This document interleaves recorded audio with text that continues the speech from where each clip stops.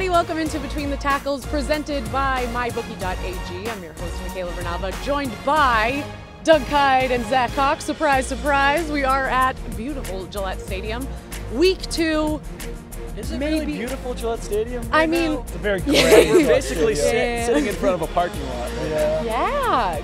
So, new turf again. Once again. They apparently were not. Let's get some turf analysis, They were not guys. pleased with the turf that they installed in, May? So like 6 months ago? Yeah. And Less then than 6 months ago? previously, they had replaced their last turf in March of 2014. So this is a lot of turf for 3 years. Yeah, They played seriously. 3 games on the new turf, 2 preseason games, 1 regular season game. Apparently, we're not pleased with it. I think some players said that it was too soft. It did feel soft. We played a game on here. I'm going to blame the turf on our 50-point loss to the Jacksonville Jaguars media or the Jacksonville Jaguars media relations team. Let's not get that. Let's not get that twisted.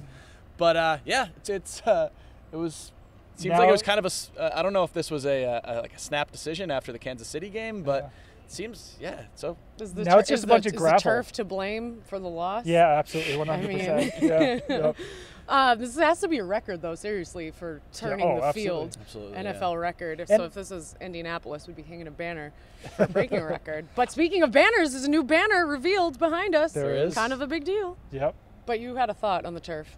Go ahead. I'm just kind of curious to see what they're going to do with it, because if the last turf was the latest and greatest technology in artificial turf, then are they going to go backwards? Dude, it's like Apple out Are they here. going to go to the edition. second latest and greatest technology in turf? Are they just going to take their last turf and take some of those pellets out or something? I don't know. I mean, the iPhone X came out last night, which actually everyone keeps being like, what's the iPhone X? The X is the 10. But they skipped. But there's no 9. And 8. The X is the 10-year anniversary. They skipped 9? Yeah. Why? Because it's the 10-year anniversary. That's what the X is. Very confusing. You can't just do that. I mean, they did. Have to have a word with Tim Cook for you. Yeah. But, so I think that this turf is kind of like a bogus upgrade. You know, when the iPhone is the iPhone. It's like from the 7 to the 8. This is the Turf S. Yeah. This is Turf S. All right. Yeah. But anyway, we should probably start analyzing some football instead of iPhones and turf.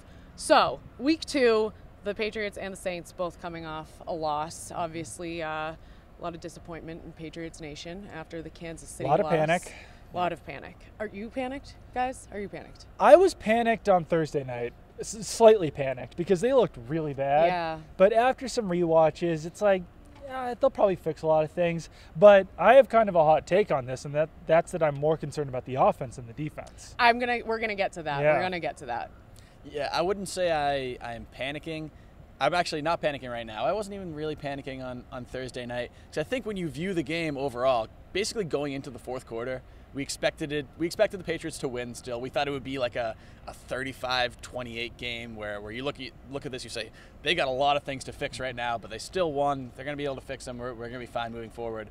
Then, I mean, you come out in the fourth quarter and they get destroyed. I think they gave out, was it 21-0 in the fourth quarter in favor of the Chiefs. Then the panic machine started. They definitely have problems on both sides of the ball right now. I know we're going to get into the offense versus defense debate, but yeah, it was obviously not the opener they wanted. It definitely overshadowed all the banner festivities. But I would also say that they played bad on both sides of the ball.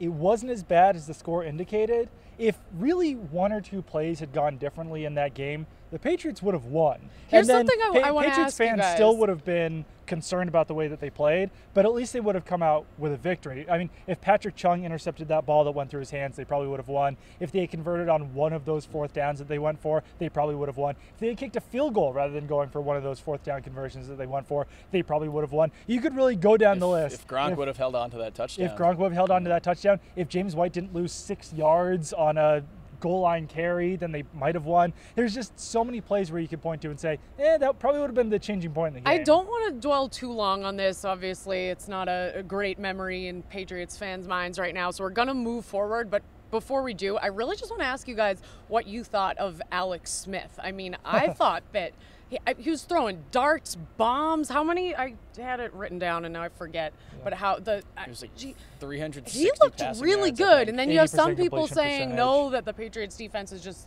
that bad, or it was just a fluke game that he looked really good, I thought. I've always been kind of an Alex Smith apologist. Ever since he actually got good with the 49ers, I've been an Alex Smith apologist. No, but that was one of his best career games, and we'll see how he does all season. He's certainly got more weapons than he's used to having at this point. Yeah, stat of week 1, I thought Alex Smith's completion percentage was higher than Tom Brady's passer rating, which is not something you see very often. But yeah, it was a very non-Alex Smith kind of game. You could say the same thing about Sam Bradford when he played the Saints last night, who we're obviously going to talk about in a bit. They're both kind of known as game manager types, the lords of the check down. They love just tossing it off to running backs, to players in the flats, and they were both just chucking the ball downfield. It was not what you expected to see from Alex Smith, but I think it might have caught even the Patriots a little bit by surprise. I believe it was Tracy Wolfson who tweeted that Smith had told her that when they drafted Mahomes that did really light a fire for him, which I was surprised for someone. I mean, she has good rapport with the players, but for a guy to admit that to a reporter, but it's not the first time we've seen that, though. I mean, it seemed like when the 49ers drafted Colin Kaepernick, that kind of lit a fire under Alex Smith as well. That was when he really kind of started to turn his career around after being a #1 overall pick and really struggling for about 4 or 5 years. You could say the same thing about Tom Brady too. I mean, 2013 was one of maybe his worst seasons, and then Jimmy Garoppolo comes in and he gets a little renewed energy coming out, and he's been pretty dominant since, except for last night or the other night. Well, obviously. certainly, stark contrast between the stat lines from Tom Brady and Alex Smith. So, I guess let's move on to looking at the offense moving forward. But actually, also that 2013 game was when the Patriots dynasty supposedly died at Arrowhead Stadium. Yes. I think that had a lot to do with him, I don't know, picking it back up was when he really came out hot, better than he had ever been in his career. And they looked just as bad in those first 4 weeks as they did out in this field on Thursday night. Back in 2014, they lost in week 1 to the Dolphins in Miami. Really didn't play all that well against the Vikings or the Raiders in weeks 2 or 3.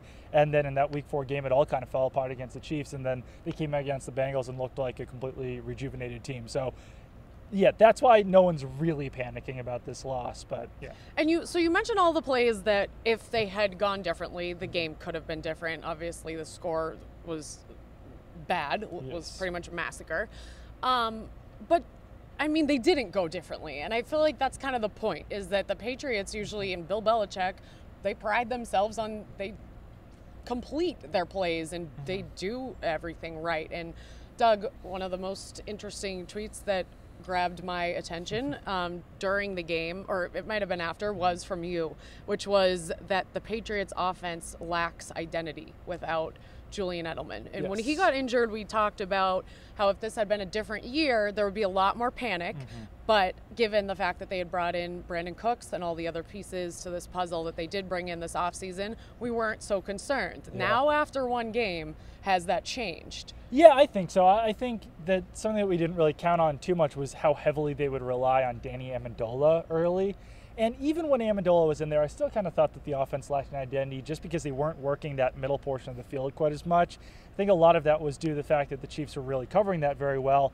But when you're targeting Danny Amendola as often as Tom Brady was out there, you don't want to go into a season doing that because Danny Amendola is really one of the most injury-prone players in the league over the course of his career. We saw it again on Thursday night when he left the game with a concussion. And that's another thing, kind of going back to all those certain plays that could have changed the game. Injuries could have changed that game as well. If Danny Amendola didn't leave with that concussion, Patriots could have won that game. The Chiefs went on a 21-0 run after Danny Amendola left. Same goes for Dante Hightower. If Dante Hightower didn't leave with a knee injury, perhaps the end of that game would have been differently. Chiefs definitely outscored the Patriots after that as well. But yeah, I think that they did lack an identity. I think that Tom Brady was taking a lot of deep shots, maybe more than we've ever really seen him take in his career. I don't know how many 20 or 15-plus yard passes there were, but it was like 10, 15, 20, something like that. It was crazy how often he was trying to hit Brandon Cooks and Chris Hogan deep, and it just wasn't really happening for him. So I think that they have to refine that identity, and it's scary to think that they're going to have to rely on Danny Amendola as much as they are this season, but that's kind of how it's looking, because if he's not in there, then I'm not sure if you can count on Brandon Cooks or Chris Hogan or even Rob Gronkowski to work that middle portion of the field. Yeah, I think it was especially apparent after Danny Amendola went out of the game, Yeah. because Danny Amendola had a pretty good game. He had one of the most productive games that he's had in about 2 or 3 years. He went over 100 yards the first time since mid-2015 season, I believe. And he was kind of playing the Edelman light role. He wasn't as productive or as explosive as Edelman, but he was kind of doing some of the same things. And then when you see him go down, he went down. He got hurt on the punt return, played a couple more plays on offense, then was done basically right at the beginning of the fourth quarter. After he was out, Tom Brady, 0 of 6, 3 sacks, 5 shots down the field that all did not connect, and the offense just completely sputtered. I believe they only got 1 first down maybe after Danny Amendola went out. Some of that is because they had to kind of thrust Philip Dorsett into the offense 5 days after he joined. He obviously has not gained Tom Brady's trust yet, or probably doesn't even really have that good of a grasp of the offense. We'll see this weekend whether that has changed in the last week and a half or so. But yeah, losing Edelman and then losing his replacement just really kind of certainly you saw the wheels came off once absolutely. Amendola was out, but 100%. it really is missing Edelman that is taking away that Patriots identity, at least it feels like, because the things you guys are talking about so uncharacteristic of the Patriots, as you guys saw, which you so kindly texted me a nice screenshot of myself when I was interviewed by NFL Network for the Tom Brady top 10 games. I was very happy to be alive during the Broncos comeback a few years back. But one of the things that I said, and this is very true, I believe, is that when the Patriots, I don't know, when you see them slip up in a game or get down, there's no other team really that you think they're going to come back from this. You don't but see you it snowball always like you think did on that, Thursday. Exactly. I thought that was so uncharacteristic to just see the wheels really come off and them just fall apart. The other thing, when getting into that a little bit too, is the lack of identity, is just the passion that Julian Edelman brings to this offense. You see it every single time that he's mic'd up for one of these big playoff games or just even a regular season game. He's a no-nonsense player, and if players' heads start getting out of the game, he's that guy to kind of reel them back in. And if he's not out on the field, then maybe they need someone else to take on that role, and I'm not sure if there really is another player on this offense. Obviously, Tom Brady is the same way, but I kind of feel like you need that substitute teacher, that like teacher's assistant to kind of. Tom Brady's the 40-year-old quarterback. I don't think that players can relate to him quite as much as they can to a guy like Edelman. So I think that you do need another guy to kind of join with Tom Brady and being that no-nonsense portion of the offense to drag everyone back in if they start to lose focus during the game. Yeah, There's a bee. I hate He's bees. attacking Oh, you. it's back. We've got a rough history with insects, but I was just going to say, I don't think it's a total coincidence that Julian Edelman was not playing in this game, and then after the game you had 4 or 5 Patriots leaders just saying the team lacked mental toughness. They didn't seem like they were into the game. Bad Their attitude was bad, which is something you never hear from the Patriots players. That's exactly it. I don't think that's a total coincidence. No. I mean, we've seen on those countless NFL films, kind of inside the Patriots kind of things, it's always Julian Edelman's the guy that's running up, going into people, getting into people's faces, maybe even doing it a little too much in a lot of games. But they needed somebody like that in this game, and they obviously didn't have it if so many players were willing to basically come out and say to the media that they weren't on their game tonight. And not just the rest of the team, like the other guys, but what do you think about Tom? Obviously, we know everyone jokes about the bromance between the two of them, but to what extent do you think maybe, I feel like I saw more frustration from Tom Brady than I'm used to seeing, which is, again, just part of that uncharacteristicness. Do you think that there's something missing other than him just having his favorite target out there? Julian Edelman is his safety net. I mean, we've seen Danny Amendola fill that role on third down before to a much smaller extent. But when he doesn't have the guy that he knows is going to be right there every single play, even if whatever's going on downfield, whatever he tried to do on that play doesn't work, he can always look over at Edelman. And especially with Rob Gronkowski being as much of a non-factor as he was, I mean, a lot of that, I think, was Eric Berry really locking him down, which not many players in this league can. But Gronk wasn't Gronk. Edelman wasn't there.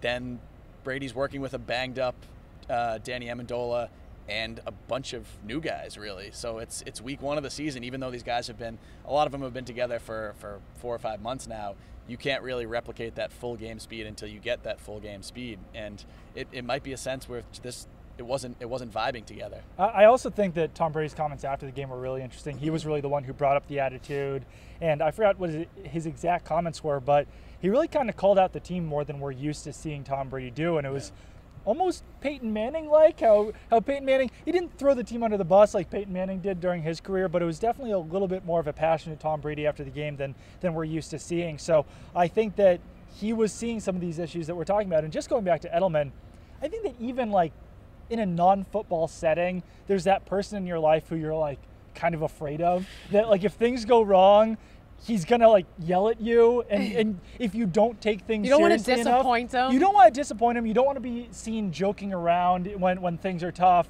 and to have him be like, "What is your problem?" and to like yell at you and get you back into things. So I don't know. Someone just needs to take that on, and obviously Bill Belichick is that, and obviously Tom Brady is that. But you need more guys around to kind of drag guys back into that. But the thing is, Julian Edelman's not coming back. So Nope.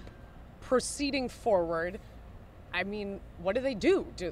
Is it a matter of just Tom Brady needs more time with these new targets?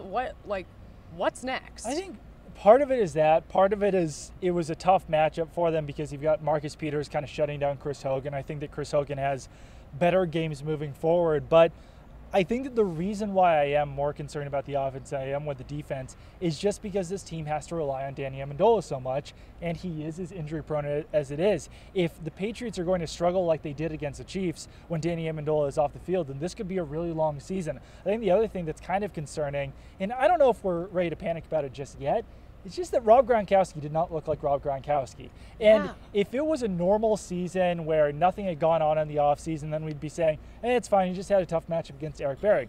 He had his third back surgery of his career. He's thinned out a little bit on this Tom Brady diet. So there are a couple reasons to believe that Rob Gronkowski might not be Rob Gronkowski moving forward, and that this might be a new player that we're starting to see out here who's not quite as dominant as the guy that we saw since 2010 with the Patriots. Like I said, it's 1 week. Maybe this week he goes out and has a 100-yard game, but I think it's something to certainly monitor moving forward, that he might not be the same guy, and other guys like Brandon Cooks, like Chris Hogan, like some of those running backs, maybe even Dwayne Allen, have to step up a little bit more. You mentioned him losing weight. He did tell us in the press conference last week. He was Leaned asked out. about that. Leaner He and said, meaner. I mean, I'm leaner and meaner, but he's certainly leaner. Where's the meaner? Yeah. That's actually a really good point, because I thought coming out of the game that maybe Gronkowski got banged up on that touchdown that he laid out for, kind of landed on the ball. Looked like he might have gotten the wind knocked out of him, something like that. But after rewatching it, even on those first two targets, I believe that was his third target of the game. On his first two targets, he just didn't. The thing that reminded me of was when he was playing in that Super Bowl with basically like a pound of duct tape on his ankle, where he just wasn't moving well. He looked kind of rigid, kind of stiff. Yeah. And it wasn't like just the fact that Eric Berry was all over him. It wasn't like he was really trying to fight through to get to the ball. The ball would come near him, and he'd make kind of a half. The bees in my hair. Sorry. The bees in You're my good. hair. You're good. He's gone. You're good. I think Okay. he left. Yeah.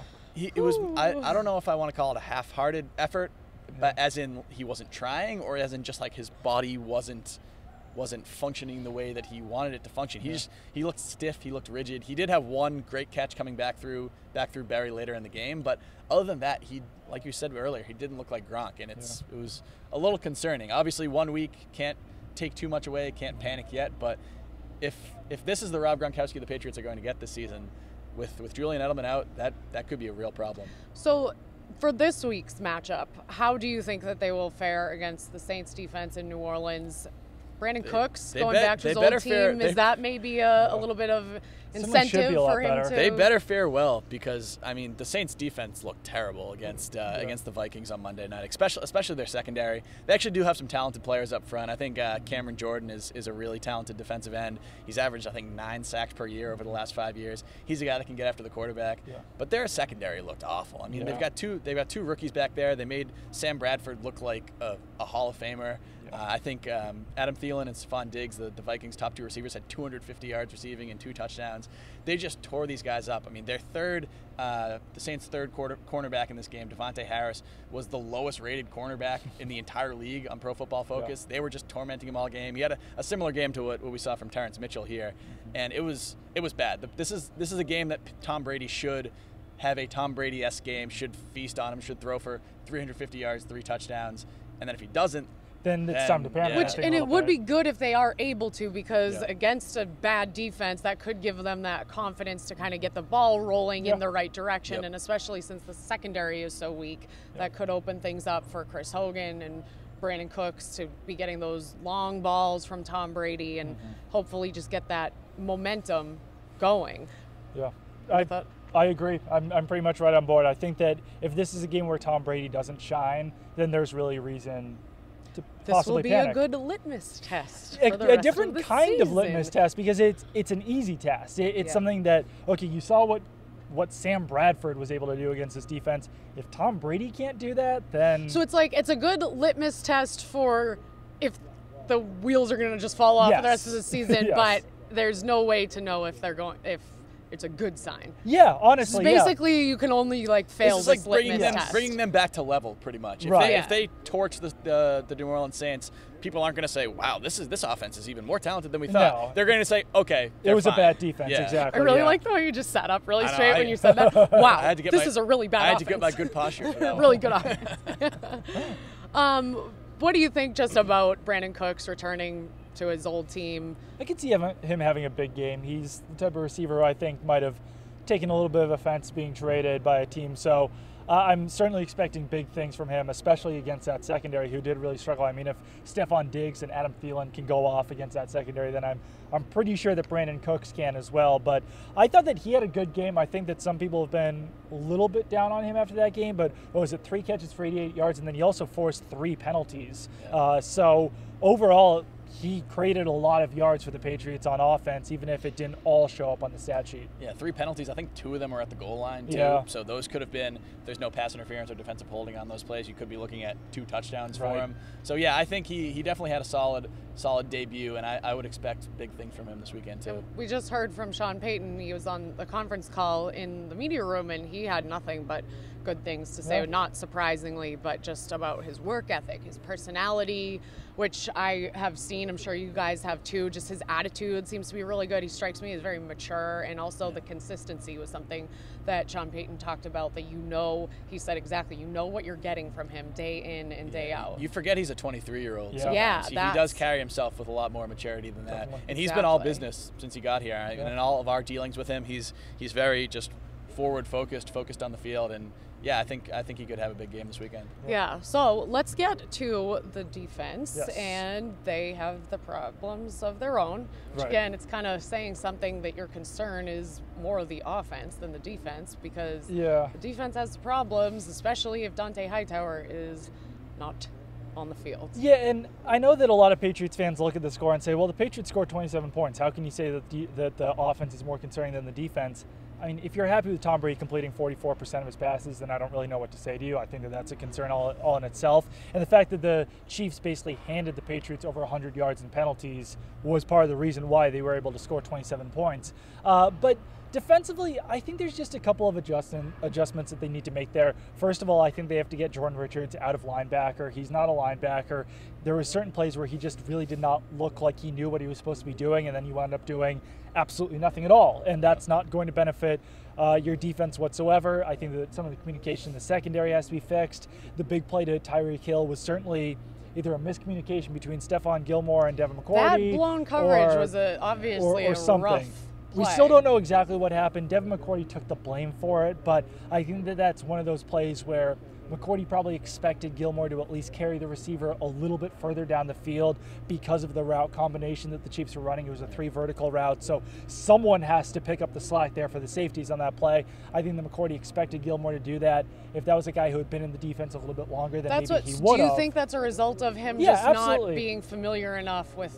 And I think that that's why that's something that's going to be pretty easy to fix. Eventually, he will improve his communication, improve his knowledge of the defense, and that won't be an issue anymore. Another thing that won't be an issue anymore is I don't think that we're going to see Cassius Marsh covering running backs very often. He let up a big play to Kareem really. Hunt out there. Patriots also let up a big run to Kareem Hunt. Those big plays are going to fix themselves. So you take the big plays off the table, then I think this defense looks a lot better in that game. The other thing was concerning was the run defense. They were letting up, I think it was 6 yards per carry out there.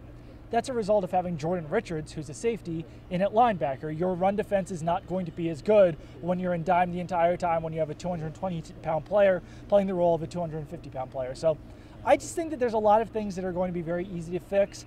I don't know if they're going to be as good as they were last year when they were the top-rated defense in points against. I don't expect them to be that again this year, but I think they'll be serviceable, and I think this is a team that was always supposed to rely on their offense. I think that's the other concerning part about the offense, is if this is a team that's relying on their offense has to be better than they were on Thursday night. Quick side note, our coworker, Darren Hartwell, had Kareem Hunt on his bench for his fantasy team. Bad luck. Yeah. And he is our I felt fantasy, bad for him. Isn't he our fantasy football expert? He's our fantasy football expert. He is a good expert. He knows what he's talking about. He drafted him.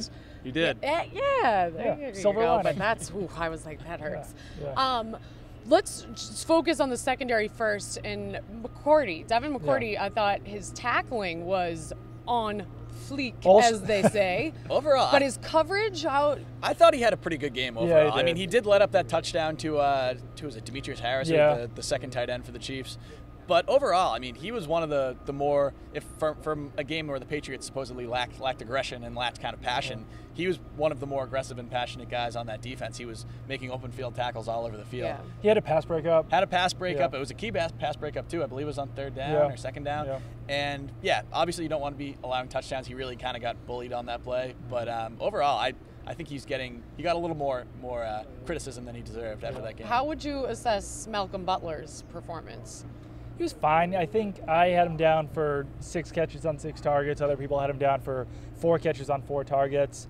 Pass interference was not great. Pass interference was a bad look. So overall, I'd say it was a down game for him. I thought that, depending on whose fault that big 78-yard touchdown was, I thought Stephon Gilmore had a better game than Malcolm Butler. He did have a pass breakup in the game. He's been a guy who really has not been targeted very much early in his Patriots career, going back to the preseason. So I don't know.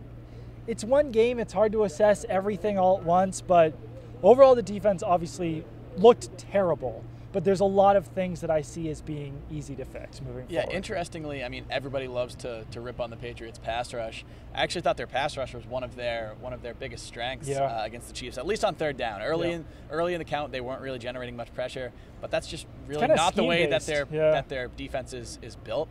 But on third down, Trey Flowers, Dietrich Wise, Adam Butler, I thought all of them played pretty good games. I think Dietrich Wise has the potential to be a monster. I know you wrote about him this morning, and especially this week. One of my keys to this game is going to be the Patriots' defensive line against the New Orleans Saints tackles. They've got 2 backup tackles, and their left tackle is a rookie who did have a pretty good game against a really good Vikings defense on Monday, but he's a rookie. He's an inexperienced guy. He's coming off of an injury. Got to go against Trey Flowers, who looks like he has the potential to be one of the best kind of rising star pass rushers in the league. I think that could be a big key in this game. Flowers did just keep the ball rolling from his he had 2 sacks against the Chiefs. Season 2 sacks. Yeah, Patriots had 3 sacks total. I think the Patriots' record for sacks in a season under Belichick is 48. So 3 sacks in a game, you're right on pace for 48 for the season. And the pass rush, something that Patriots fans complain about and love to complain about, but Rob Ninkovich raised a pretty good point this week. I think he was on Comcast, saying that the reason why Coney Ealy, a player like that, doesn't really fit in this system is that he's used to just running 10 yards upfield, getting behind the quarterback, and maybe eventually sacking him. Patriots defense is all about containment, and you can't have those guys running up the field selling out for the pass rush. So that's why you don't see a lot of sacks on first and second down. And it's more about playing it safe. It's more about that I don't know, bend but don't break, which you usually see with the Patriots. Obviously, Patriots fans love that. They bended and broke on Thursday night, but that only works if you don't break. Exactly. You can't do bending. both. But I think that's why Patriots fans do complain about the pass rush, is that they don't see it on first and second down, but it really did show up on third down when they were trying to dial it up. So how do they go about filling the void, though, without Hightower for however long? Well, he might play this week. He might play. That's one. But if not, then I think that part of it, you have to get Harvey Longy in there. He was inactive in week 1, and he was the guy who really filled that role during the preseason. So I think that he would become active. He might even vault into becoming a starter. If not, then you might talk about having Kyle Van Noy play the Hightower role. Then you have either David Harris or Landon Roberts playing the Kyle Van Noy role. So as much as people kind of criticize this linebacking core, at least you have players like Landon Roberts and David Harris who are going to be able to fill in eventually. Yeah, they do have some options. I mean, I think they're going to have to change the way that they play. They can't play the way that they played last week with Jordan Richards in there and with Cassius Marsh on the edge and all of that. But if they do kind of morph their defensive scheme a little bit, if you get David Harris and or Landon Roberts in there, both of them barely played at all against the Chiefs. David Harris only had 2 snaps. Roberts had 9. Yep. And then you could Kyle Van Noy he's a player they like. I think he's a good linebacker. He's a guy they just gave a 2-year contract extension. I thought he was really bad against the run against Kansas City. But if you do have a guy like Harris, a guy like Roberts who's a little better against that in there, then take Jordan Richards out. Get some. I would like to see what we've seen to see something from Harvey Longy. We haven't seen him on the field in a while. Right. It's a little concerning. I know he's been sidelined with a concussion. Those like we're going to see with Danny Amendola. Sometimes it's kind of dicey how long those take to come back, but they do have the pieces in there. And I wouldn't be surprised if you eventually see Dante Hightower kind of shift back into his normal linebacker role, because I thought even before he got hurt, he really didn't have a very good game against Kansas City. He wasn't really much of a factor. He wasn't generating much pressure, wasn't really doing much of anything on the edge. Obviously, one game, I still think he's talented and can play either spot, but I think it's definitely a move that you might see sooner rather than later. And he's obviously coming off the injury, so what I'm wondering is, even if he is able to play, it's a probably sub 100% Dante Hightower. Is that well, I guess a concern about what he'll be able to do production-wise? It all depends on how severe the injury is. I mean, he stayed on the sideline in that game, so he has almost a week and a half to recover. I think ideally in this game, what you want to happen is get Jordan Richards off the field, put Kyle Van Noy in that Richards role, and then either have David Harris or Landon Roberts in the middle in that Van Noy role. And I think that a lot of things, especially against the run, will start to fix themselves in that situation. But that all depends on Hightower's health. If he can't play, then you're talking about either Harvey Longy or Cassius Marsh in that role, and then you might get into some of the coverage issues if it's Marsh. Longy, I think, is a pretty good pass coverage linebacker, so I'm kind of excited to see what he could do in a regular season game. And Bill Belichick was all complaints about having to play the Thursday night game for the opener because they won the Super Bowl. I think it affected things, me. Though. Yeah. But now they get the few extra days, which will, so it all comes out. Yeah, I mean, they get, 9 or 10 days of rest, whereas the Saints have 6? The Saints really kind of get screwed in this schedule right here. It's a tough break for Sean Payton and them. But because especially with the Patriots having a couple key guys banged up. I mean, who knows if they had to play 7 days later, maybe Amendola or Hightower wouldn't be able to play. I mean, we still don't know whether they'll be out there this weekend, but it gives them a couple extra days to kind of rest up and heal up. All right, guys. Well, this was a good reset. I think we can be feeling good. You should be feeling good after hearing us analyze all of these. You should always feel good after hearing us. Yeah, I mean, duh. But the conclusion here is no need to panic. Yet. Yeah. Yes. That's good. That's better than panicking now. Yes. And we have a semi-litmus test this week. So I'm thrilled to discuss the results of that, whatever they may be, next week. That'll be fun. Absolutely. And I would like to point out that I just stayed mildly calm when that bee was once again circling me. Don't know if you guys know, but bees go crazy in the fall. It's like a thing. And I'm actually going to promise you facts. I'm going to look up the scientific research as to why, because I'm curious myself. I'm working on my bee phobia. We'll cut that out. I'm not a bug person. Yeah. No, we won't. I'm going to educate the people because they've seen a few too many of my guys, bees aren't that big of a deal. reactions. You just get stung Doug has and then, nothing no happens. problem with bees. You just get stung. Some you're like, people that are allergic hurt. to bees. I am not one of those people. I just don't like bees. Like I'm not fearful of stubbing my toe either. It's the same amount of pain. No. You never know. Like, oh my god, a bee stung me. Dude, I don't know. It's even just, I don't want it to land on me. It's gross. All right. So, but they do go crazy. They can just sting your face for no reason. We got to wrap this up. All right. This has been great. Keep it on NESN.com for all your Patriots news, and mybookie.ag. Place your bets for sporting events of all kinds, not just football.